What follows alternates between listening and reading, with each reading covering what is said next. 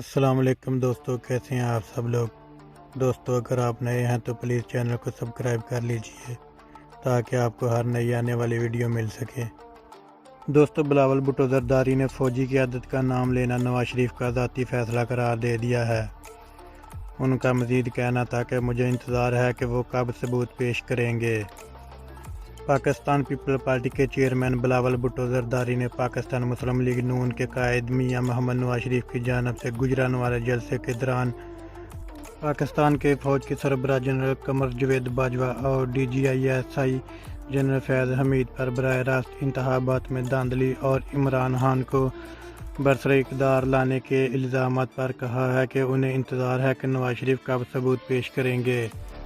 بلاول بھٹو زرداری نے ایک چینل کو دیے گئے خصوصی انٹرویو میں پاکستان کے حزب اختلافات کی جماعتوں پر مشتمل اتحاد پاکستان ڈیموکریٹک موومنٹ اور گلگت بلتستان میں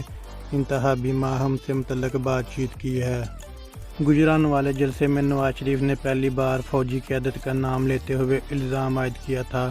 کہ سن 2018 کے الیکشن میں دھاندلی اور انہیں وزیر اعظم کے عہدے سے ہٹانے میں موجودہ army chief general Qamar Javed Bajwa اور ملک کی خفیہ ایجنسی ISI کے سربراہ جنرل فیض حمید کا براہ راست کردار تھا۔ ان کے اس بیان کے بعد ملک کے سیاسی اور فوجی حلقوں میں ایک بحث چھڑ گئی تھی۔ کئی حلقوں نے اس بیان کو منفی قرار دیا، مگر کئی حلقے اس معاملے پر پیپل پارٹی کو تنقید کا نشانہ بھی بناتے رہے کہ اس جماعت نے مسلم لیگ نون کی طرح واضح موقف اپنانے سے اجتناب کیا ہے۔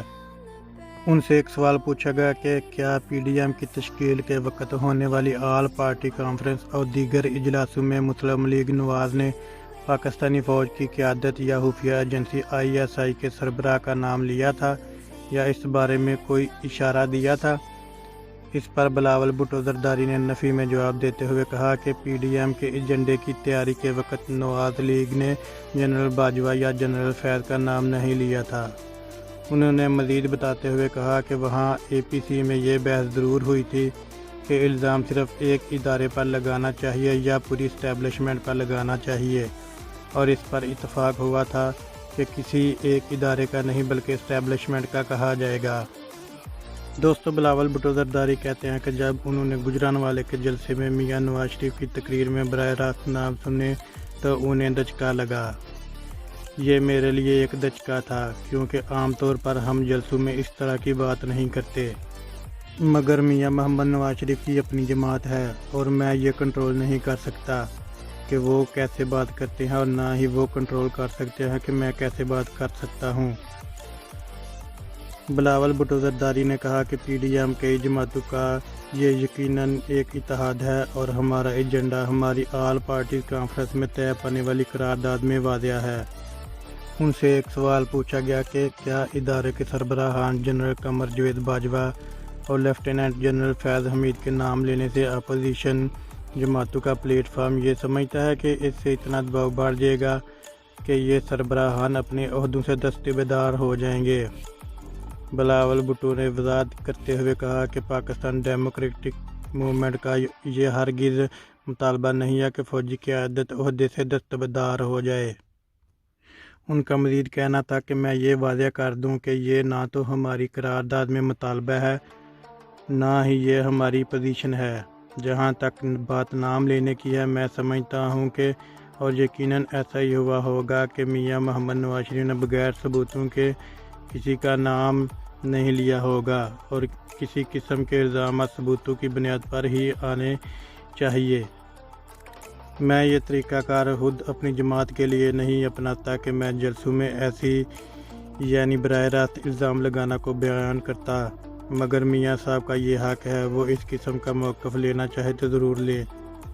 بلاول بھٹو زرداری نے فوجی قیادت کا نام لینے یا ان پر براہ راست الزام لگانے کا نواز شریف اور مسلم لیگ نواز کا ذاتی اور پارٹی فیصلہ قرار دے دیا ہے۔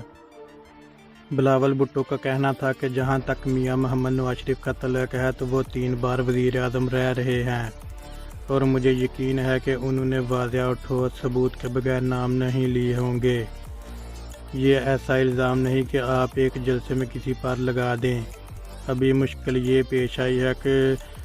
کرونا وائرس کی وبا کے باعث نواز شریف سے براہ راست ملاقات کا موقع نہیں ملا، جو کہ بہت ضروری ہے تاکہ میں ان سے ملاقاتیں کروں اور اس معاملے پر تفصیل سے بات کروں، مگر مجھے انتظار ہے کہ میاں صاحب ثبوت سامنے لائیں گے یا پیش کرنا چاہیں گے۔ لیکن اے پی ایس کے اجلاس کے دوران میں نے ہی یہ شکایت کی تھی کہ جس طرح پولنگ اسٹیشن کے اندر اور باہر فوجی کی تعیناتی قابل مذمت ہے، بالکل اسی طرح مثال کے طور پر ہمارے چیف جسٹس کا ڈیم فنڈ کی مہم پر نکلنا یا ان کی الیکشن کے دن کچھ سرگرمیاں قابل مذمت ہیں۔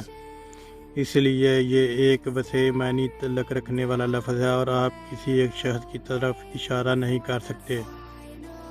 مگر اس کے ساتھ ہی یہ واضح ہو کہ جلسوں میں اس پر بات نہیں کی جائے گی۔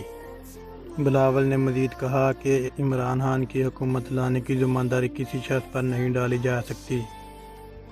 انہوں نے اس تاثر کو غلط قرار دیا ہے کہ حزب اختلاف یعنی پی ڈی ایم کے پلیٹ فارم سے پاکستان پیپل پارٹی نے کھل کر اپنے موقف کا اظہار نہیں کیا ہے